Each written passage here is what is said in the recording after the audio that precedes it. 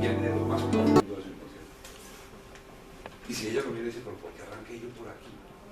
¿Por qué cuando me dicen que yo escribo un cuento digo, en la casa de los abuelos cuando yo tenía 7 años? ¿Por qué? ¿Por qué no hablo cuando me subo al Transmilenio? ¿Por qué no digo cuando mi mamá me pega? ¿Por qué no digo cuando yo mato a una señora? No, porque hablo de... Eso tiene una razón. Y es una razón que no es aleatoria. Es una razón que tiene que ver contigo. Lo que pasa es que exige disciplina mirar, exige más disciplina como valor, ¿por qué escribí eso? Pero yo creo que es imposible evitarte cuando escribes cosas creativas, quiero decir. Dale.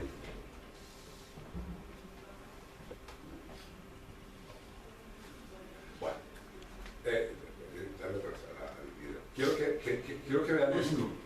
Es una escenita muy cortica de una película con la que yo ambiento el estímulo a por qué escribir y qué sentido tiene escribir. Dale, ¿tiene sonido? Sí.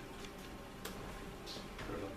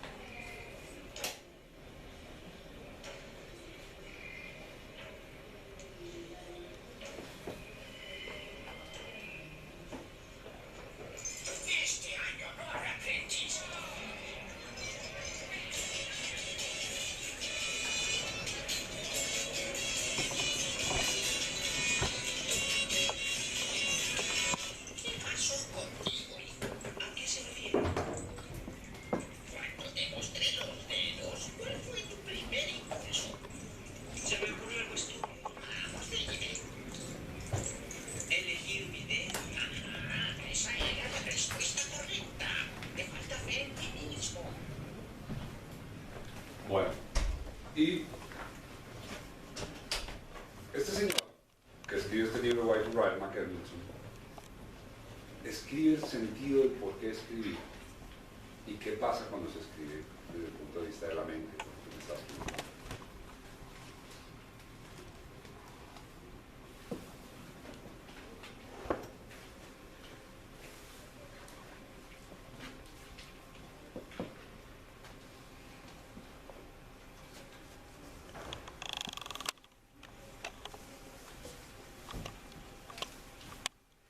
Es más bien un lujo escaso. Un argumento coherente es la excepción, no es la regla.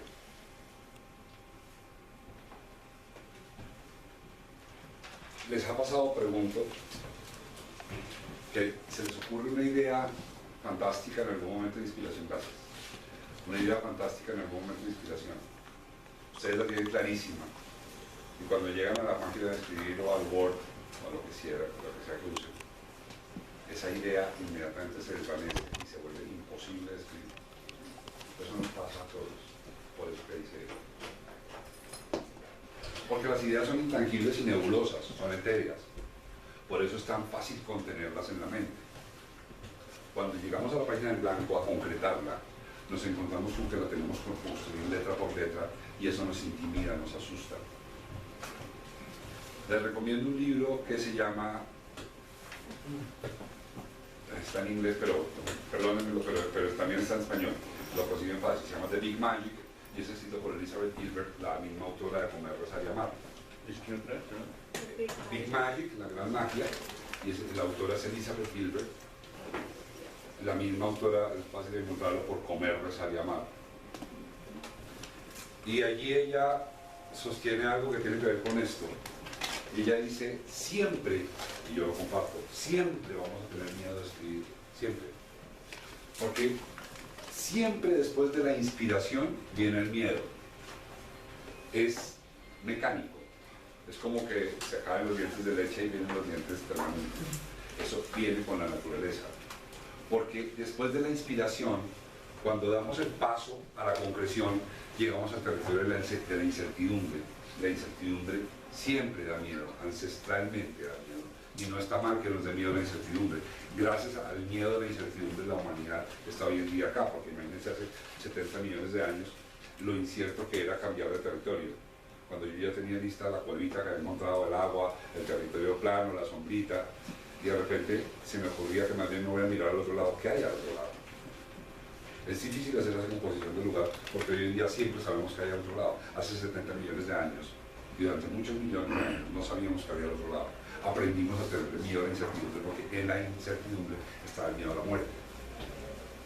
Y aprendimos eso, y está escrito en nuestra memoria celular. Entonces, después de la inspiración, cuando todo está tan claro en nuestra cabeza, y entonces estábamos en esa fiesta aquella noche y vimos lo que estaba haciendo aquel amigo, y a uno se le viene esa idea maravillosa, oye, yo voy a escribir la historia de este fulano, porque es que este fulano es fantástico lo que hace, pero también está muy loco por las cosas que ha hecho, y yo llego a la casa y... no, que otro sitio la historia de fulano, que voy a escribir yo. Eso siempre pasa. Es mecánico que pasa. No lo van a evitar nunca. Y ustedes preguntarán a una persona que lleva 30 años viviendo de escribir, si me pasa todavía. A mí todavía me pasa que me engolosino con una idea, apenas abro el Word y digo, ay, no, otro día. Si uno tiene claro eso, uno pasa ese momento del temor y llega al momento de la ejecución, convencido de que hay que hacerlo letra por letra. Sigue, por favor. La vida humana sin la ficción no es humana. Fácil. Los sociólogos y los estudiosos de la conducta humana han encontrado que un grupo humano se puede controlar, mantener cohesionado en términos de su conducta hasta máximo de 150 personas con un líder. O sea, yo como en un escenario logro contener a 150 personas. A partir de ese momento el asunto se me empieza a volver complejo. Entonces uno se pregunta, oye, ¿y cuántas cómo hizo la humanidad para contener todos los millones y millones y millones y millones de católicos que hay en el mundo entero y todos están cohesionados? Pero ¿cómo se hace para tener lo mismo con todos los islamitas? ¿Y cómo se hace para tener lo mismo con todos los comunistas? ¿Y cómo se hace tener lo mismo con todos los capitalistas? Y es porque hay construida una muy buena ficción que nos une. Y esto está regio en el término de la sociología y todo eso está bien. Pero lo que yo encontré cuando leí esto en el libro de Yuval Noah Harari es, ¿y cuál es mi ficción? Porque si bien es cierto, las culturas están construidas sobre una ficción, yo me construyo sobre una ficción. ¿Cuál es la mía? Y para eso sirve escribir. Para encontrar la ficción que gobierna mi existencia y decidir si la quiero o no. Para eso. Entonces resulta que es que no, es que él es Castiblanco. Eso los Castiblancos todos somos de Brasil. ¿Cómo era el abuelo? Y el abuelo es Castiblanco y es Neura, y el bisabuelo es Castiblanco y es Neura, y el papá es Castiblanco y es Neura. Entonces me tocó ser Neura porque soy Castiblanco. Así ser Neura implique que pierdo matrimonios, que pierdo empleos, que soy un amargado, que tengo úlcera, que me da infarto, pero como soy Castiblanco me muero feliz de infarto porque morí en la ley de la familia, soy Neura. Esas son las ficciones sobre las que nos construimos. Y la manera de averiguar si esa ficción me gusta o no, porque no es si está bueno o malo, no puede estar malo. Si me gusta morirme de infarto y hacerle honor a mi tatarabuelo que era un castiblanco negro, pues me muero feliz y soy el más castiblanco de los castiblancos. ¿Qué más me da? Si soy feliz, ¿qué más me da? Pero tengo la opción de decir que no quiero ser castiblanco en ese pedacito y que no quiero ser neurante. Y rompo el guión. Rompo el guión. Y eso se logra escribiendo. Dale. Esto lo dice un hombre que se llama Jaime Barilco, un filósofo argentino que desafortunadamente ya se nos fue. Él escribió un libro que se llama El miedo a los hijos. A nivel de anécdota les cuento que el libro tiene ese nombre porque seguramente si él le hubiera puesto Manual de Filosofía para la Vida Cotidiana no se vende. Entonces el hombre le pone El miedo a los hijos y todos los que estábamos muertos de susto con hijos recién nacidos, allá llegamos a comprarlo. Lo compré cuando mi hija tenía 3 años, encantado, hoy ya tiene 28, pero yo estaba muy encantado con ella y me leo el libro del miedo a los hijos. Y en el libro del miedo a los hijos, Jaime Barilco lo que hace es una exposición profundísima sobre la filosofía del hombre contemporáneo y por qué le tenemos miedo a los hijos. Porque, dice Jaime Barilco, somos una generación de padres amedrentados, muertos de culpa de haber traído a la vida a sus muchachos. Y Jaime Barilco nos hace un paseo por la vida y nos demuestra cómo estamos muertos de miedo, no de los hijos, de la vida. Y en ese libro, que se los dejo muy recomendado, Jaime Barilco cuenta por qué el sentido de la lectura, porque entonces lleva al padre al problema de que los padres todos dicen que el hijo hay que leer, pero ¿y por qué hay que leer? Para ser culto. ¿Y quién quiere ser culto? ¿Y qué es ser culto? ¿Por qué hay que leer? El gran problema de los padres con los hijos, que es que los hijos no leen. Bueno, tampoco leí yo nunca, entonces ¿cuál es el problema? ¿Pero por qué hay que leer? ¿Para ser más culto? ¿Para poder expresar en los cócteles? ¿Para no perder el examen del ICFES? Eso no vendió. La gente no lee por eso. Este argumento es el de Barilco para por qué hay que leer.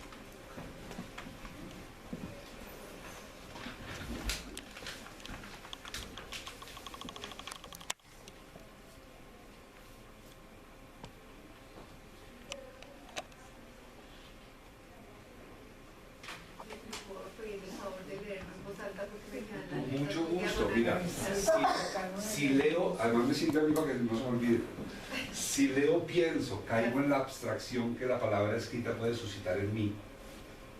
Pienso, imagino, medito, yo solo frente a esa línea de caracteres impresos, algo totalmente mío, con la palpitación de mi yo único, incompartible, reflexiono, me flexiono sobre mí, estoy inmerso en el mundanal ruido y sin embargo fuera de él. Esto dentro del contexto del capítulo lo habla Jaime Barilco en términos de la idea falsa que tenemos de que si vemos una película quedamos como si le hubiera contenido el libro. Lo que pasa es que el libro y la lectura tiene la intimidad, la unidad conmigo y con mis propias imágenes y con mi propia imaginación y con mis propias reflexiones, en donde me aíslo y me encuentro conmigo. Y lo tomo como referente porque eso es exactamente lo que pasa en la escritura, en el otro sentido del amor. ¿Sí? ¿Qué escribir? ¿Qué escribir? Es curioso. Para mí ha sido curioso, porque, como ya les conté, yo estoy convencido, todos tenemos algo que escribir, todos. Y lo he demostrado. Yo llevo en esta escuela 20 años y de esta escuela no se ha ido una sola persona sin haber escrito su historia. ¿Qué escribir? Su historia. Y hace poco tuvimos un episodio muy interesante en el mundo de la cultura cinematográfica, que soy seguro ustedes o lo han oído, o la han visto, o está por verlo, o se las han contado. Tiene que ver con Roma, la película de Cuarón, Alfonso Cuarón. Aclaro, no soy seguidor del cine latinoamericano, particularmente no es que me mate. Entonces, yo el cine latinoamericano lo miro con cuidado. Y empezaron a hablar de la película de Cuarón y yo empecé a sentir como jartera de voy a tener que ver el cine latinoamericano otra vez y a vivirme. Entonces llegué con mucha prevención a la película. Además me han dicho que era terriblemente aburrida y lenta. Entonces termo, tinto, espresso, Badamil, Coca-Cola, no consumo más cosas. Me senté 2 de la tarde después de haber dormido 12 horas porque yo tenía que ver la película. Y Cuarón me dio el mejor argumento que tengo para sostener lo que yo sostengo. Uno debe contar lo que sabe. Y si lo cuenta desde la honestidad y desde la humildad en el sentido concreto de la palabra humildad, que me imagino conocen el origen, humildad viene de humus, tierra. Humilde no es quien agacha la cabeza así, no, humilde es quien sabe dónde está parado. Si yo soy billonario, entonces humilde que yo sepa que soy billonario, porque es la tierra sobre la que estoy, es el humus. Y la visión de Cuarón es de una gran humildad, y por eso es tan potente. Y quiero que vean el tráiler, para los que no lo hayan visto, los invito a que la vean. Sigue ahí, ¿no? Me apagan la luz. Gracias.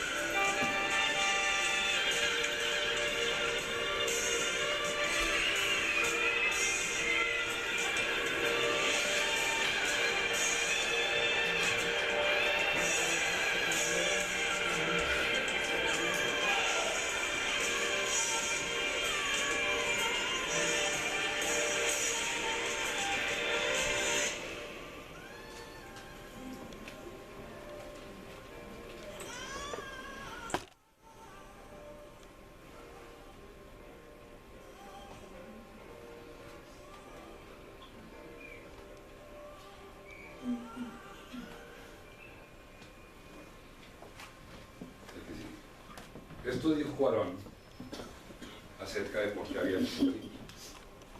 Te lo voy a leer. Aquí ya no era una cuestión de cine, me dijo, no, periodista. Era una cuestión de vida. Aunque no lo entendía mientras escribía el guión, el guión, más tarde se dio cuenta de que la necesidad apremiante que sentía de hacer esta película venía de su necesidad de recuperar y de reconciliarse con su propia identidad. Alfonso Cuarón, La vida sin primeros planos, New York. El argumento que me da Cuarón es muy poderoso, porque para los que han visto la película, tranquilos, no se las voy a dañar a los que no la han visto, en la película no pasa nada. Pasa la vida como la veía Cuarón. Que por cierto, cuando uno es latinoamericano se parece mucho como la ve uno. A mí me recordó mi barrio, me recordó cómo era la vida en mi casa, la importancia del carro, cómo era importante el carro en esos momentos. Además eran carros que no eran construidos para estas ciudades porque eran carros para las ciudades gringas, y meter el carro al garaje era un problema. O sea, los problemas reales de la vida de un ser humano contados con una gran delicadeza y respeto, en un contexto también muy interesante de la dinámica social latinoamericana, en donde nuestras casas, seguramente a ustedes les pasó el año pasado, yo en la casa vivía con una señora que aparentemente era un robot, y que aquí te revelan que no era un robot, y que uno se termina dando cuenta que eran robots. Es bellísimo, pero no pasa nada, no matan a nadie, no hay bombarderos, no hay aviones, no hay violaciones, no hay pelotas, nada. Es la vida. Y Cuarón, señor. Si hay aviones. Sí, sí hay aviones, ¿no? Sí, la viste ya. Cuarón cuenta su vida con humildad y con honestidad, y eso lo hace un mensaje tan poderoso. La humildad y la honestidad. Porque dentro de los problemas que yo he encontrado en los cientos ya de participantes de mis clases, es que en Colombia se siente que si uno escribe tiene que escribir bonito y en difícil. Que si tú escribes sencillo y si tú escribes como hablas, no eres lo suficientemente inteligente, no eres lo suficientemente educado o no eres lo suficientemente elaborado para tener derecho a escribir.